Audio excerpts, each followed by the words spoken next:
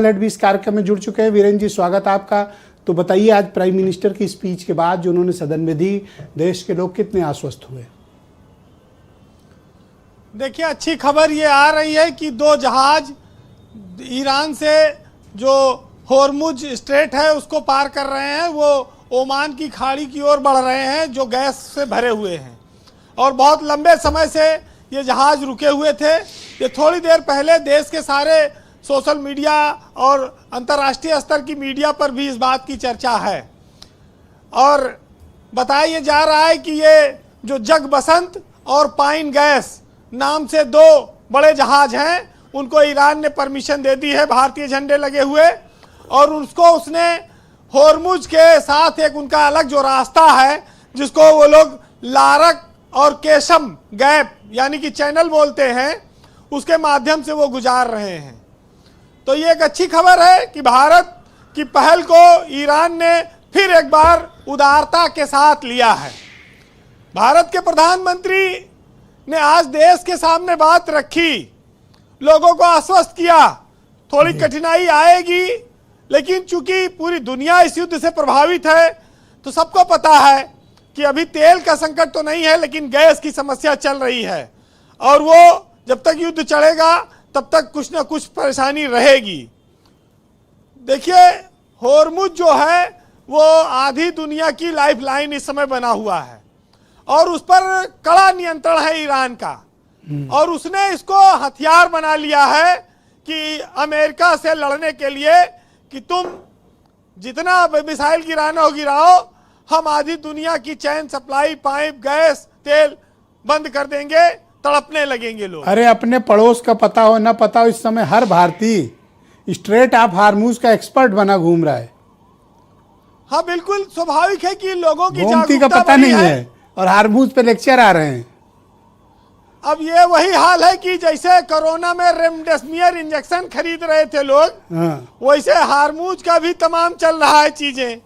लेकिन अगर आज ये कहा जाए कि एक तरह से सीज फायर का ऐलान हो गया है जी, ट्रंप ने कहा है कि 5 दिन तक वो ऊर्जा संयंत्रों पर, गैस प्लांटों पर हमला नहीं करेंगे, तो ये माना जाए कि एक तरफा, हालांकि ईरान की ओर से इसकी पुष्टि नहीं हो रही है, लेकिन कतर के माध्यम से शायद कोई बातचीत हुई है जैसा बताते हैं लोग। तो अगर ये 5 दिन युद्ध विराम रहा तो इस युद्ध विराम में ईरान खाली हमले नहीं होंगे या जहाज भी निकलने देगा, इन सब चीजों पर अभी कोई स्पष्टता नहीं आई है। लेकिन ईरान ने कहा कि ट्रंप डर गए हैं। ट्रंप के लेकिन इस ऐलान से जो क्रूड ऑयल के दाम बढ़ रहे थे वो घटे हैं और शेयर मार्केट में भी तेजी आई है, गैस के दाम भी घटे हैं। तो एक अच्छी बात है कि अगर समुद्री यातायात ये खुलता है तो दुनिया के लिए बड़ी राहत भरी खबर है, सांस लेगी। लेकिन एक चीज है ब्रजेश जी, जिस इस्लामिक स्टेट को खत्म करने का संकल्प लिया था ट्रंप ने, जिस ईरान में जंग चल रही है, जब वो जंग खत्म होगी, जब भी खत्म होगी, तो ये इस्लामिक स्टेट का अस्तित्व रहेगा या समाप्त हो जाएगा, अभी ये भी बहुत बड़ा सवाल बना हुआ है। ये आने वाले भविष्य में आएगा। अरे, बहुत तबाही हुई है। वो तो वहाँ के वीडियोज ईरान वगैरह से इंटरनेट बैन है, इसलिए पता नहीं चल रहा, लेकिन जितने वीडियो भी मैंने देखे हैं, जो कुछ भी आया है ना, भयानक तबाही है वहाँ पे।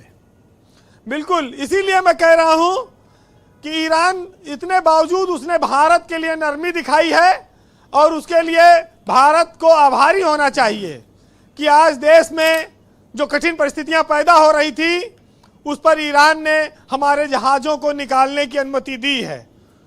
कच्चा तेल का तो बताया जा रहा है कि स्टोरेज अच्छा है अपने यहाँ, पेट्रोल डीजल की अभी बहुत संकट नहीं आएगा, करीब 50 से ज़्यादा दिनों की व्यवस्था है। लेकिन गैस के मामले में थोड़ी समस्या है।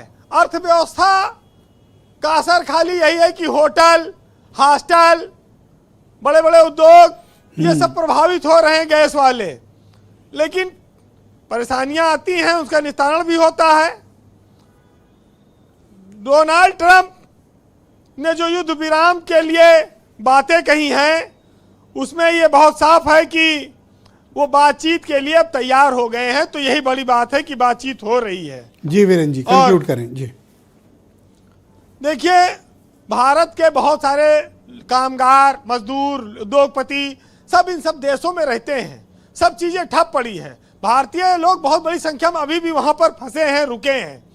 लेकिन ईरान ने यह बताया कि युद्ध का जवाब युद्ध से ही देंगे, बंदूक का जवाब बंदूक से ही होगा, तभी युद्ध पर कंट्रोल पाया जा सकता है। तो शायद कुछ चीजें लोगों को ऐसे ही समझ में आती होंगी। और अब 5 दिन का सीज फायर है, आप देखिए क्या होता है, क्या रंग लाता है। जी, फिलहाल ये भविष्य तय करेगा कि इस युद्ध ने क्या क्या खोया इंसान ने और क्या पाया। लेकिन भारत ने 2 जहाज पाए हैं और वो 2 जहाज आने वाले 3-4 दिन में भारत आ जाएंगे। कैसा दौर आ गया है कि गैस के जहाज आते हैं तो हमारे यहाँ जश्न मनाया जाता है। सोचिए ये हालत हो गई। हर युद्ध का पर हमेशा एक सवाल रहा है।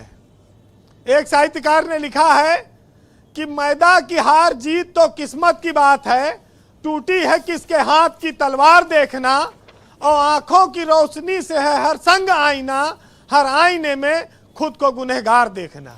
बहुत शुक्रिया वीरेन जी, आपका बहुत बहुत धन्यवाद हमारे साथ इस महत्वपूर्ण डिस्कशन का हिस्सा बनने के लिए। आपका बहुत